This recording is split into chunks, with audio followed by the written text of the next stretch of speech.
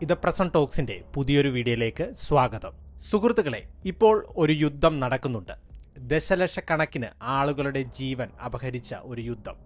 തോക്കുകൾ, നിയന്ത്രണം, സ്വർണം എന്നിവയാൽ നിറഞ്ഞ ഒരു യുദ്ധം. എന്നാൽ ലോകത്തിലെ മിക്ക രാജ്യങ്ങളും ഇതിനെക്കുറിച്ച് കേട്ടിട്ട് പോലുമില്ല. ഇസ്രയേൽ, ഇറാൻ, US എന്നിവയെക്കുറിച്ച് വാർത്തകളിൽ പരാമർശിക്കുമ്പോൾ മറ്റൊരു യുദ്ധം ആഫ്രിക്കയിലെ ജീവിതങ്ങളെ പതിറ്റാണ്ടുകളായി നിശബ്ദമായി നശിപ്പിച്ചുകൊണ്ടിരിക്കുകയാണ്. ഇത് വെറുമൊരു യുദ്ധമല്ല, മനുഷ്യ ചരിത്രത്തിലെ ഏറ്റവും ക്രൂരവും സങ്കീർണവും മറഞ്ഞിരിക്കുന്നതുമായ സംഘർഷങ്ങളിൽ ഒന്നാണിത്. ഇന്നും അത് സംഭവിച്ചുകൊണ്ടിരിക്കുന്നു. കോങ്കോയുടെ പറയാത്ത കഥയാണിത്. നമ്മളെല്ലാവരുമായി അത് എങ്ങനെ ബന്ധപ്പെട്ടിരിക്കുന്നു? നമ്മൾ ഒരിക്കലും സങ്കല്പിച്ചിട്ടില്ലാത്ത വിധത്തിൽ നമ്മളും ഇതിൽ പങ്കുചേരുന്നു. ഈ വീഡിയോയിൽ നമ്മളത് പൂർണ്ണമായി മനസ്സിലാക്കും.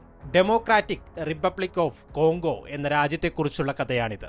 ലോകത്തിലെ ഏറ്റവും ദൈർഘ്യമേറിയതും സങ്കീർണവുമായ യുദ്ധങ്ങളിൽ ഒന്നാണിവിടെ നടക്കുന്നത്. പക്ഷേ മിക്ക ആളുകളും ഇതിനെക്കുറിച്ച് അധികം കേട്ടിട്ടില്ല. അത് വളരെ അകലെയാണെങ്കിലും ഈ യുദ്ധം മുഴുവൻ ലോകവുമായി ബന്ധപ്പെട്ടിരിക്കുന്നു. കോങ്കോയിൽ നൂറുകണക്കിന് സായുധ ഗ്രൂപ്പുകളുണ്ട്.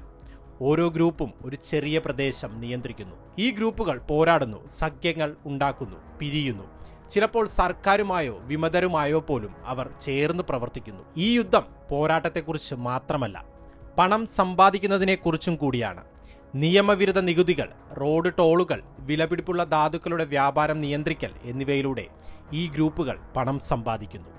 2025 ഫെബ്രുവരിയിൽ ഈ യുദ്ധം US സർക്കാരിന്റെ ശ്രദ്ധയിൽപ്പെട്ടു. റുവാണ്ടയുടെ പിന്തുണയുള്ള വിമത ഗ്രൂപ്പുകളെ നേരിടാൻ സൈനിക സഹായത്തിന് പകരമായി കോങ്കോയുടെ പ്രസിഡന്റ് കോങ്കോയിലെ സമ്പന്നമായ ധാതുക്കൾ US ലഭ്യമാക്കുമെന്ന് വാഗ്ദാനം ചെയ്തു. ഡൊണാൾഡ് ട്രംപിന് ഈ ആശയം വളരെ ഇഷ്ടപ്പെട്ടു. US ഒരു കരാറിൽ പ്രവർത്തിക്കാൻ തുടങ്ങി. എന്നാൽ ഈ വീഡിയോ പ്രധാനമായും ആ കരാറിനെക്കുറിച്ചല്ല. മനസ്സിലാക്കേണ്ട മറ്റു കുറച്ച് ചോദ്യങ്ങളുണ്ട്. എന്തുകൊണ്ടാണ് ഈ രാജ്യം ഇത്രയധികം സായുധ സംഘങ്ങളാൽ നിറഞ്ഞിരിക്കുന്നത്? യഥാർത്ഥ സർക്കാർ എവിടെയാണ്? അതിശയിപ്പിക്കുന്ന ഉത്തരം ഇതാണ്: ഗവൺമെന്റും ഈ കുഴപ്പകരമായ സാഹചര്യത്തിന്റെ ഭാഗമാണ്. ഈ യുദ്ധം ധാതുക്കളെക്കുറിച്ചല്ല, അത് അധികാരത്തെക്കുറിച്ചാണ്. കോങ്കോയിൽ മിക്ക രാജ്യങ്ങളിലെയും പോലെ അക്രമം നിയന്ത്രിക്കാൻ ശക്തമായ ഒരു കേന്ദ്ര ഗവൺമെന്റ് ഇല്ല. പകരം അധികാരം പങ്കിടുകയും കൈമാറ്റം ചെയ്യുകയും വ്യത്യസ്ത ഗ്രൂപ്പുകൾ ഏറ്റെടുക്കുകയും ചെയ്യുന്നു. നമ്മൾ കരുതുന്നതിലും വളരെ വലുതാണ് കോങ്കോ. മുഴുവൻ പശ്ചിമ യൂറോപ്പും ഒരുമിച്ച് ചേർത്തതിന്റെ വലിപ്പമുണ്ട്. അതിന്റെ മണ്ണിനടിയിൽ ട്രില്യൺ കണക്കിന് ഡോളർ വിലമതിക്കുന്ന ധാതുക്കളുണ്ട്. നമ്മൾ മുമ്പ് നിരവധി യുദ്ധങ്ങളെക്കുറിച്ച് സംസാരിച്ചിട്ടുണ്ട്. പക്ഷേ കോങ്കോയുടെ യുദ്ധം വ്യത്യസ്തമാണ്. സാധാരണയായി യുദ്ധങ്ങളിൽ ഒരു രാജ്യം മറ്റൊരു രാജ്യത്തിനെതിരായി പോരാടുന്നു, അല്ലെങ്കിൽ പല രാജ്യങ്ങൾ തമ്മിൽ യുദ്ധം ചെയ്യുന്നു. എന്നാൽ ഇവിടെ നിരവധി ഗ്രൂപ്പുകളാണ്. അവർ രാജ്യത്തിന്റെ വശങ്ങൾ മാറിക്കൊണ്ടേയിരിക്കുന്നു. അങ്ങനെ സ്വന്തം രാജ്യത്തിലെ വിവിധ ഗ്രൂപ്പുകൾ തമ്മിൽ പോരടിക്കുന്നു. ഇതെല്ലാം എങ്ങനെ ആരംഭിച്ചുവെന്ന് മനസ്സിലാക്കാൻ യൂറോപ്യൻ രാജ്യങ്ങൾ ആഫ്രിക്കയെ വിഭജിച്ച 1800കളുടെ അവസാനത്തിലേക്ക് നമ്മൾ പിന്നോട്ട് പോകേണ്ടതുണ്ട്. കോങ്കോ ഒരു രാജ്യമായിട്ടല്ല, മറിച്ച് ബെൽജിയത്തിലെ രാജാവായ ലിയോപോൾഡ് രണ്ടാമന്റെ സ്വകാര്യ സ്വത്തായിട്ടാണ് സൃഷ്ടിക്കപ്പെട്ടത്. തുടക്കം മുതൽ കോങ്കോയുടെ ഏക ലക്ഷ്യം യൂറോപ്പിനായി സമ്പത്ത് വേർതിരിച്ചെടുക്കുക എന്നതായിരുന്നു. ബെൽജിയക്കാർക്ക് റബ്ബർ വേണം. അത് നേടാൻ അവർ അക്രമം ഉപയോഗിച്ചു. അവർ ഒരു യഥാർത്ഥ രാജ്യം നിർമ്മിച്ചില്ല, മറിച്ച് തുറമുഖങ്ങളിലേക്ക് ധാതുക്കൾ കൊണ്ടുപോകാൻ വേണ്ടി അവർ റോഡുകളും റെയിൽവേകളും നിർമ്മിച്ചു. വംശീയ വിഭാഗങ്ങളെയും വിഭജിച്ചു. നിയന്ത്രണം നിലനിർത്താൻ അവരെ പരസ്പരം പോരടിപ്പിച്ചു. സ്വാതന്ത്ര്യത്തിന് ശേഷവും ഈ സംവിധാനം തുടർന്നു. സർക്കാർ ദുർബലവും അഴിമതി നിറഞ്ഞതുമായി തുടർന്നു. സൈന്യം തകർന്നു. പൊതുസേവനങ്ങൾ ഒരിക്കലും ശക്തമായിരുന്നില്ല. ഇന്നും പ്രകൃതി വിഭവങ്ങളുടെ കാര്യത്തിൽ കോങ്കോ ഏറ്റവും സമ്പന്നമായ രാജ്യങ്ങളിൽ ഒന്നാണ്. ലോകത്തിലെ ഏറ്റവും വലിയ കൊബാൾട്ട് ഉൽപ്പാദിപ്പിക്കുന്ന രാജ്യമാണിത്. വലിയ അളവിൽ ചെമ്പ്, വജ്രങ്ങൾ, ടിൻ എന്നിവയും അതിലേറെയുമുണ്ട്. ഹിരോഷിമ ബോംബിൽ ഉപയോഗിച്ച യുറേനിയം പോലും കോങ്കോയിൽ നിന്നാണ് വന്നത്. അപ്പോൾ നമ്മൾ മനസ്സിലാക്കേണ്ടത്, ഈ യുദ്ധം അടുത്തിടെ ആരംഭിച്ച ഒന്നല്ല. ഇത് ഒരു നീണ്ട ചൂഷണ ചരിത്രത്തിന്റെ ഫലമാണ്. ജനങ്ങളെ സഹായിക്കാൻ വേണ്ടിയല്ല ഈ സംവിധാനം നിർമ്മിച്ചത്. അത് എല്ലായ്പ്പോഴും സമ്പത്ത് കവർന്നെടുക്കാൻ വേണ്ടി നിർമ്മിച്ചതാണ്. ഇന്ന് കോങ്കോയിൽ എന്താണ് സംഭവിക്കുന്നത്? നിങ്ങൾ എപ്പോഴെങ്കിലും ചിന്തിച്ചിട്ടുണ്ടോ? നമ്മൾ ഓരോരുത്തരും മനസ്സിലാക്കേണ്ട വിഷയമാണ്. അവിടെ ആരും ശ്രദ്ധിക്കാതെ പോകുന്ന ഒരു യുദ്ധം ഇന്നും നടക്കുന്നു. കോങ്കോ ഇപ്പോൾ ഒരു സ്വതന്ത്ര രാജ്യമാണ്. എന്നാൽ സ്വാതന്ത്ര്യം ലഭിച്ചതിന് ശേഷം അക്രമം അവസാനിച്ചിട്ടില്ല. 1990കളിൽ റുവാണ്ട എന്ന അടുത്തുള്ള രാജ്യത്ത് ഒരു വലിയ ദുരന്തം നടന്നു. അവിടെ ഒരു വംശഹത്യ നടന്നു. ദശലക്ഷക്കണക്കിന് ആളുകൾ റുവാണ്ടയിൽ നിന്ന് രക്ഷപ്പെട്ട് കോങ്കോയിലേക്ക് പ്രവേശിച്ചു. അവരിൽ ചിലർ റുവാണ്ടൻ സർക്കാരിനെതിരെ പോരാടാൻ സായുധ സംഘങ്ങൾ സൃഷ്ടിച്ചു. ഇത് കോങ്കോയ്ക്കുള്ളിൽ കാര്യങ്ങൾ കൂടുതൽ വഷളാക്കി. ഇതൊരു പ്രധാന ആരംഭമായി നമുക്ക് കണക്കാക്കാം. ഇക്കാരണത്താൽ ആഫ്രിക്കയിൽ ഒരു വലിയ യുദ്ധം ആരംഭിച്ചു. പല രാജ്യങ്ങളും ഗ്രൂപ്പുകളും പങ്കെടുത്തു. അത് വളരെ വലുതായിരുന്നു. ആളുകൾ അതിനെ ആഫ്രിക്കയുടെ ലോകമഹായുദ്ധം എന്ന് വിളിച്ചു. ആ യുദ്ധത്തിലേക്ക് നമ്മളിപ്പോൾ ആഴത്തിൽ പോകില്ല. ഓർക്കുക, പല ഗ്രൂപ്പുകളും ചേർന്നു. ചിലർ കോങ്കോ സർക്കാരിനെ സഹായിച്ചു, ചിലർക്ക് വിദേശ രാജ്യങ്ങളിൽ നിന്ന് സഹായം ലഭിച്ചു. എന്നാൽ ഈ സമയത്ത് ഒരു പ്രധാന കാര്യം സംഭവിച്ചു. പല ഗ്രാമങ്ങളിലും തദ്ദേശവാസികൾ ഇതിനകം തന്നെ സ്വയം പ്രതിരോധ ഗ്രൂപ്പുകൾ ആരംഭിച്ചിരുന്നു. ഇവ രാഷ്ട്രീയ ഗ്രൂപ്പുകളായിരുന്നില്ല. അവർ വീടുകൾ സംരക്ഷിക്കാൻ ശ്രമിക്കുന്ന സാധാരണ ഗ്രാമീണർ മാത്രമായിരുന്നു. കാരണം സർക്കാർ അവരെ സംരക്ഷിക്കുന്നില്ല. ആയതിനാൽ അവർ സ്വന്തം സംരക്ഷണ ഗ്രൂപ്പുകളായി. ഗ്രാമത്തിനു വേണ്ടി ഒരു ചെറിയ പോലീസ് സംഘം പോലെ അവർ പ്രവർത്തിച്ചു തുടങ്ങി. അത് മനസ്സിൽ വെച്ചുകൊള്ളുക, കാരണം ഈ ചെറിയ പ്രതിരോധ ഗ്രൂപ്പുകൾ ഈ വിഷയത്തിൽ വളരെ പ്രധാനമാണ്. 2003 വലിയ യുദ്ധം ഔദ്യോഗികമായി അവസാനിച്ചു. ഒരു സമാധാന കരാർ ഒപ്പുവെച്ചു. ശേഷം കോങ്കോ തിരഞ്ഞെടുപ്പ് നടത്തി. പക്ഷെ സമാധാനം അധികനാൾ നീണ്ടുനിന്നില്ല. ഒരു വിമത സംഘം തിരഞ്ഞെടുപ്പിൽ പരാജയപ്പെട്ടു. അവർ കിഴക്കൻ കോങ്കോയിലേക്ക് പലായനം ചെയ്തു. ഒരു പുതിയ പോരാട്ടം അവർ ആരംഭിച്ചു. ആ സമയത്ത് കോങ്കോയുടെ സൈന്യം വളരെ ദുർബലമായിരുന്നു. അങ്ങനെ സർക്കാർ ആ ചെറിയ ഗ്രാമ പ്രതിരോധ ഗ്രൂപ്പുകളിൽ നിന്ന് സഹായം തേടി അവരോട് പറഞ്ഞു, വിമതരെ നേരിടാൻ ഞങ്ങളെ സഹായിക്കൂ, ഞങ്ങൾ നിങ്ങൾക്ക് തോക്കുകളും പിന്തുണയും നൽകും. മിലീഷ്യകൾ എന്നവർ അറിയപ്പെട്ടു. അവർ അത് സമ്മതിച്ചു. കുറച്ചു കാലത്തേക്ക് ഈ പദ്ധതി വിജയിച്ചു.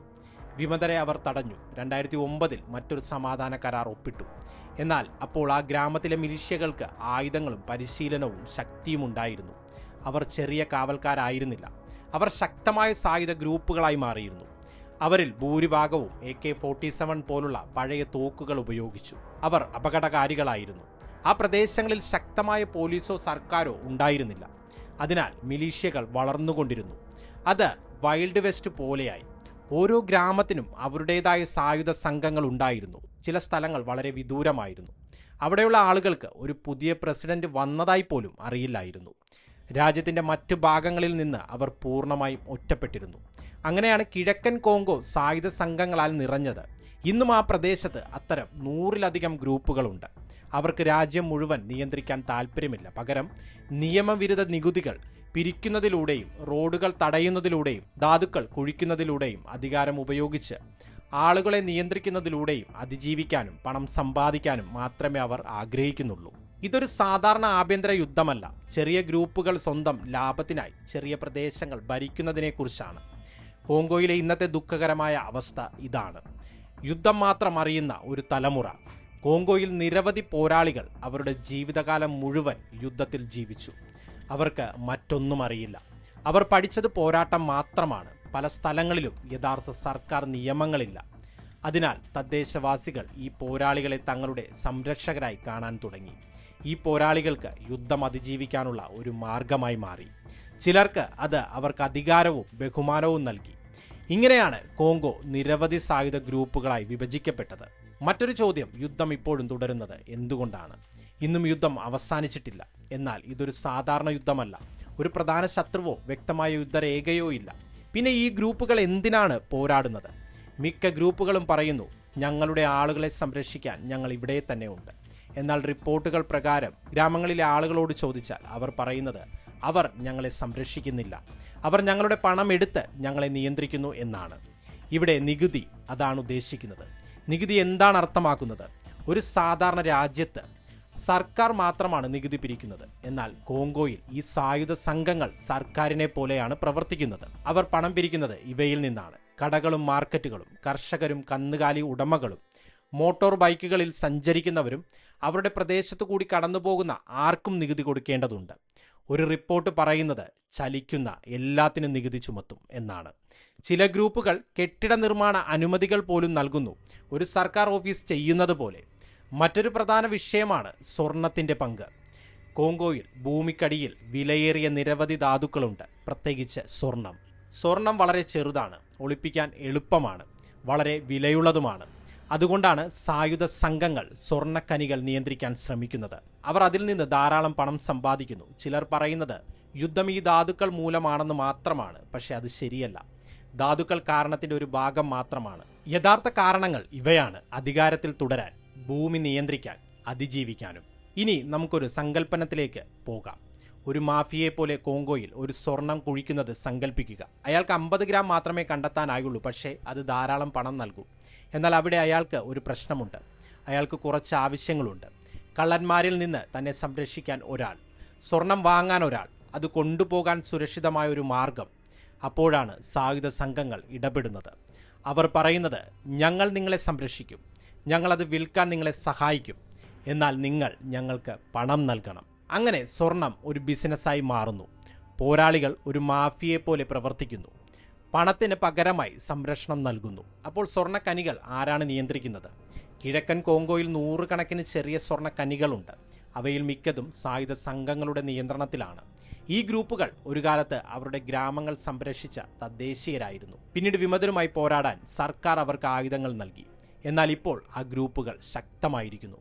സ്വർണ്ണക്കനികൾ നിയന്ത്രിക്കാനും പണം സമ്പാദിക്കാനും അവർ ശക്തി ഉപയോഗിക്കുന്നു. അവർ മുഴുവൻ രാജ്യവും ഭരിക്കാൻ ശ്രമിക്കുന്നില്ല. ചെറിയ പ്രദേശങ്ങൾ നിയന്ത്രിക്കാനും ലാഭമുണ്ടാക്കാനും മാത്രമാണ് അവർ ആഗ്രഹിക്കുന്നത്. ആയിരക്കണക്കിന് ആളുകൾ ഈ കനികളിൽ ജോലി ചെയ്യുന്നുണ്ട്. അവർ കൈകൾ, കോരികകൾ അല്ലെങ്കിൽ ലോഹച്ചട്ടികൾ മാത്രം ഉപയോഗിച്ച് കുഴിക്കുന്നു. യന്ത്രങ്ങളൊന്നും തന്നെയില്ല. അപകടകരമായ സാഹചര്യങ്ങളിൽ ജോലി ചെയ്യുന്ന യുവാക്കളുമുണ്ട്. ഈ കനികൾക്ക് സമീപം സൈനികരും പോരാളികളുമുണ്ട്. അവർ സംരക്ഷിക്കാൻ അവിടെ ഉണ്ടെന്നുള്ളത് വ്യക്തമാണ്. പക്ഷേ അവർ അത് സൗജന്യമായി ചെയ്യുന്നില്ല.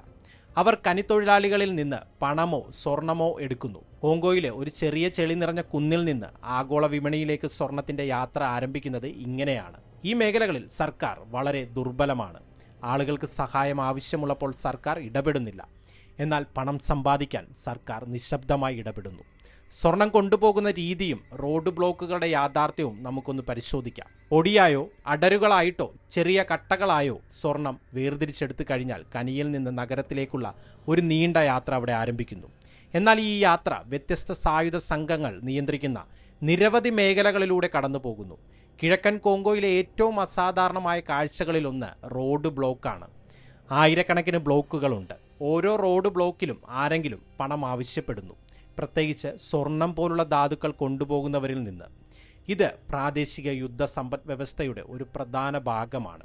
അവിടെ ആളുകൾക്ക് നല്ല ബന്ധമുണ്ടെങ്കിൽ അല്ലെങ്കിൽ സിസ്റ്റവുമായി പരിചയമുണ്ടെങ്കിൽ ചർച്ച നടത്താനും സമാധാനപരമായി കടന്നു പോകാനും കഴിഞ്ഞേക്കും. എന്നാൽ അക്രമം എല്ലായ്പ്പോഴും ഒരു ഭീഷണിയാണ്. കന്നുകാലികൾ, ഭക്ഷണം അല്ലെങ്കിൽ മോട്ടോർ സൈക്കിൾ ഓടിക്കുന്ന ആളുകളെ തടഞ്ഞു നിർത്തി പണം നൽകാൻ നിർബന്ധിതരാക്കാം. നമ്മൾ സൂചിപ്പിച്ച ഒരു റിപ്പോർട്ട് പറഞ്ഞതുപോലെ ചലിക്കുന്ന എല്ലാത്തിനും നികുതി ചുമത്തും. ഒരു ട്രക്ക് നഗരത്തിലെത്തുന്നതിന് മുമ്പ് 50 മുതൽ 60 വരെ ചെക്ക് പോസ്റ്റുകളിലൂടെ കടന്നു പോകാം. ഒരു മോട്ടോർ സൈക്കിളിന് ചെറിയ തുക ഈടാക്കിയേക്കാം. എന്നാൽ ഒരു വലിയ ട്രക്ക് ഒരു ചെക്ക് പോയിന്റിൽ $700 വരെ നൽകാൻ നിർബന്ധിതരായേക്കാം. മിക്ക കേസുകളിലും അക്രമമില്ല, അതിനെക്കുറിച്ചുള്ള ഭയം മാത്രം. ആ ഭയം സിസ്റ്റത്തെ നിലനിർത്തുന്നു. ഈ സംവിധാനത്തിൽ സർക്കാരിന്റെ പങ്ക് ഇവിടെയാണ് കൂടുതൽ സങ്കീർണമാകുന്നത്. പല റോഡ് ബ്ലോക്കുകളിലും പണം ആവശ്യപ്പെടുന്ന വ്യക്തി ഒരു വിമതനല്ല, മറിച്ച് ഒരു ഔദ്യോഗിക കോങ്കോളിയൻ സൈനികനാണ്. സർക്കാർ സൈന്യം ഈ മേഖലയിലില്ല. പല സൈനികരും സ്വന്തം ചെക്ക് പോസ്റ്റുകൾ സൃഷ്ടിച്ചിട്ടുണ്ട്. വിമത ഗ്രൂപ്പുകളെപ്പോലെ അവർ നിയമവിരുദ്ധമായി പേയ്മെന്റുകൾ ശേഖരിക്കുന്നു. എന്നാൽ ഈ പണം സർക്കാരിന് നൽകുന്നതിന് പകരം അവർ അത് സ്വയം സൂക്ഷിക്കുന്നു. അല്ലെങ്കിൽ ലോക്കൽ പോലീസ്, മറ്റ് സായുധ ഗ്രൂപ്പുകൾ, തലസ്ഥാനത്തെ ഉയർന്ന റാങ്കിലുള്ള ഉദ്യോഗസ്ഥർ എന്നിവരുമായി പങ്കിടുന്നു. ചില സന്ദർഭങ്ങളിൽ സൈനികർ വിമത ഗ്രൂപ്പുകളുമായി ഒരുമിച്ച് പ്രവർത്തിക്കുന്നു. എന്തുകൊണ്ട്? കാരണം സർക്കാർ സൈനികർക്ക് പലപ്പോഴും കുറവ് ശമ്പളം നൽകുന്നു. അതിജീവിക്കാൻ അവർ തങ്ങളുടെ യൂണിഫോമും ആയുധങ്ങളും ഉപയോഗിച്ച് അധിക പണം സമ്പാദിക്കുന്നു. ദുർബലവും വിഘടിച്ചതുമായ ഒരു സംവിധാനം അവിടെ നിലനിൽക്കുന്നു. ഒരു ഗ്രൂപ്പിനും സർക്കാരിനും പോലും ഈ പ്രദേശത്തിൻ്റെ പൂർണ്ണ നിയന്ത്രണമില്ല. അതിനാൽ ഓരോ ഗ്രൂപ്പിനും അവർക്ക് വേണ്ടത് എടുക്കാൻ കഴിയും. ഇത് വ്യക്തമായ നിയമവാഴ്ച ഇല്ലാത്ത ഒരു സംവിധാനം സൃഷ്ടിക്കുന്നു. കൂടാതെ ഓരോ പ്രദേശവും വ്യത്യസ്ത അധികാര ഗ്രൂപ്പുകളാൽ നിയന്ത്രിക്കപ്പെടുന്നു. ചെക്ക് പോസ്റ്റുകളിലൂടെയും ഭീഷണികളിലൂടെയും പണം അവർ ശേഖരിക്കുന്നു. സാധാരണ കർഷകരെ പോലും ഇത് ബാധിക്കുന്നുണ്ട്. ഒരു കർഷകൻ പയറും മറ്റ് കൃഷി ചെയ്തവ മാർക്കറ്റിൽ കൊണ്ടുപോകാൻ ആഗ്രഹിക്കുന്നുവെങ്കിൽ അവർ ചെക്ക് പോസ്റ്റുകളിലൂടെ കടന്നു പോകുകയും പണം നൽകാൻ നിർബന്ധിതരാവുകയും ചെയ്യുന്നു. അവർ വിസമ്മതിച്ചാൽ അത് അക്രമമായി മാറിയേക്കാം. ഇതിനർത്ഥം പലർക്കും അക്രമവും പിടിച്ചുപറിയും ദൈനംദിന ജീവിതത്തിന്റെ ഭാഗമാണ് എന്നാണ്. നമ്മൾ മനസ്സിലാക്കേണ്ടത് അവിടുത്തെ കുട്ടികൾ ഈ പരിസ്ഥിതിയിലാണ് വളരുന്നത്. എങ്ങനെ അതിജീവിക്കാമെന്നും ആയുധധാരികളായവരെ എങ്ങനെ കൈകാര്യം ചെയ്യാമെന്നും അക്രമം സാധാരണമായ ഒരു ലോകത്ത് എങ്ങനെ ജീവിക്കാമെന്നും അവർ പഠിക്കുന്നു. മാത്രമല്ല, ലോകത്തെ ഏറ്റവും വലിയ കള്ളക്കടത്ത് കണ്ടാണ് അവർ വളരുന്നത്, അതായത് സ്വർണം കടത്തൽ. നമുക്ക് സ്വർണത്തിലേക്ക് മടങ്ങാം. ഡസൻ കണക്കിന് ചെക്ക് പോസ്റ്റുകളിലൂടെ കടന്നു പോകുമ്പോൾ അത് കോങ്കോയുടെ അതിർത്തിയിലെത്തുന്നു. എന്നാൽ ഔദ്യോഗിക വ്യാപാര മാർഗങ്ങളിലൂടെ കടന്നു പോകുന്നതിനു പകരം സ്വർണം സാധാരണയായി കള്ളക്കടത്ത് പാറ്റേൺ പിന്തുടരുന്നു. സ്വർണം ചെറുതും ഒളിപ്പിക്കാൻ എളുപ്പവുമാണ്. ആളുകൾക്ക് അത് അവരുടെ പോക്കറ്റിൽ കൊണ്ടുപോകാൻ കഴിയും. അവർ റുവാണ്ടയിലേക്കോ ഉഗാണ്ടയിലേക്കോ കടക്കുന്നു, പലപ്പോഴും ശ്രദ്ധിക്കപ്പെടാതെ. അവിടെ സ്വർണം ശുദ്ധീകരണശാലകളിലേക്ക് കൊണ്ടുപോകുന്നു. അവിടെ അത് വൃത്തിയാക്കുകയും സംസ്കരിക്കുകയും ചെയ്യുന്നു. അങ്ങനെ സ്വർണത്തിന് പിന്നിലെ വൻ ബിസിനസ് അവിടെ നടക്കുന്നു. ആഫ്രിക്കയിലെ ഏറ്റവും വലിയ സ്വർണ്ണ ശുദ്ധീകരണശാലകളിൽ ഒന്ന് ഉഗാണ്ടയിലാണ്. കള്ളപ്പണം വെളുപ്പിക്കൽ കേസിൽ ശിക്ഷിക്കപ്പെട്ട ഒരു ബെൽജിയൻ ബിസിനസ്സുകാരന്റെ ഉടമസ്ഥതയിലുള്ളതാണ്. US സർക്കാർ അതിന് അനുമതി നൽകിയിട്ടുമുണ്ട്. 2014 ഉഗാണ്ടയുടെ സ്വർണ്ണ കയറ്റുമതി വെറും $5 ലക്ഷം ആയിരുന്നു. 2023 ആയപ്പോഴേക്കും ആ സംഖ്യ $2.3 ബില്യൺ ഉയർന്നു. ആ സ്വർണത്തിന്റെ ഭൂരിഭാഗവും കോങ്കോയിലെ സംഘർഷ മേഖലകളിൽ നിന്നാണ് വന്നത്. അതിലൂടെ ബഹുരാഷ്ട്ര കമ്പനികളും കോങ്കോയുടെ സായുധ സംഘങ്ങളും ഒരു പ്രധാന ഭാഗമായി മാറുന്നു. പല അന്താരാഷ്ട്ര കമ്പനികളും കുറഞ്ഞ വിലയ്ക്ക് സ്വർണം ആഗ്രഹിക്കുന്നു. കോങ്കോയുടെ ഔദ്യോഗിക സർക്കാരുമായി ഇടപെടുന്നതിന് പകരം പ്രാദേശിക സായുധ സംഘങ്ങളിലൂടെ പ്രവർത്തിക്കുന്നത് അവർക്ക് അത് എളുപ്പമാക്കുന്നു. ഇത് നികുതികളും നിയന്ത്രണങ്ങളും ഒഴിവാക്കാൻ അവരെ സഹായിക്കുന്നു. കമ്പനി അതിലൂടെ വലിയ നേട്ടം കൈവരിക്കും. റുവാണ്ടൻ സൈന്യം പോലും ഒരു സ്വർണ്ണ ശുദ്ധീകരണശാല നടത്തുന്നുണ്ട്. കോങ്കോയിൽ നിന്ന് കള്ളക്കടത്ത് നടത്തുന്ന സ്വർണം അവിടെ നിന്ന് ശുദ്ധീകരിച്ച് കയറ്റുമതി ചെയ്യുന്നു. അവസാന ലക്ഷ്യസ്ഥാനം ദുബായ് ആണ്. ശുദ്ധീകരിച്ച ശേഷം സ്വർണം യുണൈറ്റഡ് അറബ് എമിറേറ്റ്സിലെ ദുബായിലേക്ക് അയക്കുന്നു. ലോകത്തിലെ ഏറ്റവും വലിയ സ്വർണ്ണ വിപണികളിൽ ഒന്നാണ് ദുബായ്. നികുതിരഹിത വ്യാപാര കേന്ദ്രമാണിത്. ദുബായിൽ സ്വർണം എവിടെ നിന്നാണ് വന്നതെന്ന് ആരും ചോദിക്കുന്നില്ല. ഇത് മറ്റു സ്വർണവുമായി കലർത്തുന്നു. ചരിത്രം മായ്ക്കപ്പെടുന്നു. സ്വർണവുമായി ബന്ധപ്പെട്ട അക്രമം, യുദ്ധം, ചൂഷണം എന്നിവ അപ്രത്യക്ഷമാകുന്നു. അത് അപ്പോൾ ഒരു ഉൽപ്പന്നം മാത്രമാണ്, ആഗോള വിപണിക്ക് തയ്യാറായ ഒരു ഉൽപ്പന്നം.